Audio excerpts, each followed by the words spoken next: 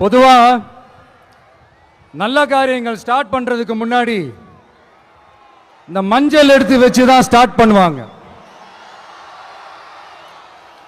நம்ம வீட்டில் கூட நம்ம அம்மா அக்கா தங்கைகள் நமக்காக நாம நல்லா இருக்கணும்ன்றதுக்காக மஞ்சள் புடவை கட்டிக்கிட்டு தான் வேண்டிக்குவாங்க.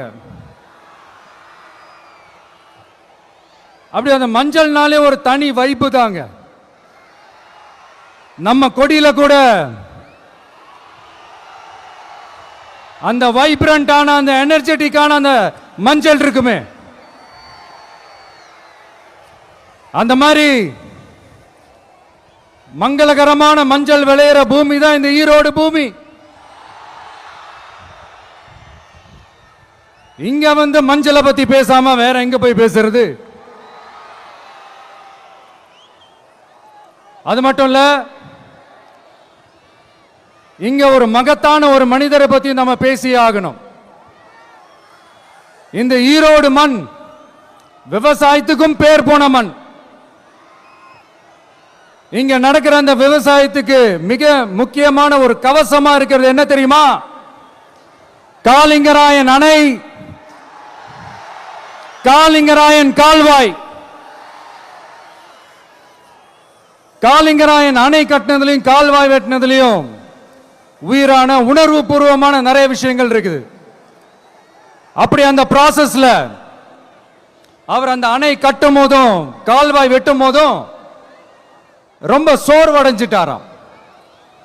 அப்ப அவங்க அம்மா அதை பார்த்துட்டு சொன்னாங்களாம், மகனே காளிங்கா, தயிர் வித்த காசு தாழ்வாரம் வரைக்கும் இருக்குது, மோர் வித்த காசு முகுட வரைக்கும் இருக்குது, அதை எடுத்துக்கிட்டு போய் அணைய கட்டியா கால்வாய வெட்டியான்னு சொல்லி தைரியம் கொடுத்தாங்களாம். பெத்த அம்மா கொடுக்கிற அந்த தைரியம் இருக்கு பாருங்க, அதை தாண்டி வேற எதுவுமே கிடையாதுங்க. ஒரு மனுஷனால எதையும் சாதிச்சு காட்ட முடியும். அப்படி ஒரு தைரியத்தை தான் இப்ப நீங்க என்னுடைய அம்மா அக்கா தங்கைகள் நண்பா நண்பிகள் தோழர்கள் எல்லாரும் எனக்கு கொடுத்திருக்கிறீங்க. அதே தைரியத்தை,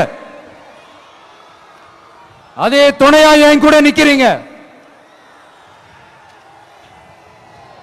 இதை எப்படி நம்ம பிரிச்சு விடலாம்?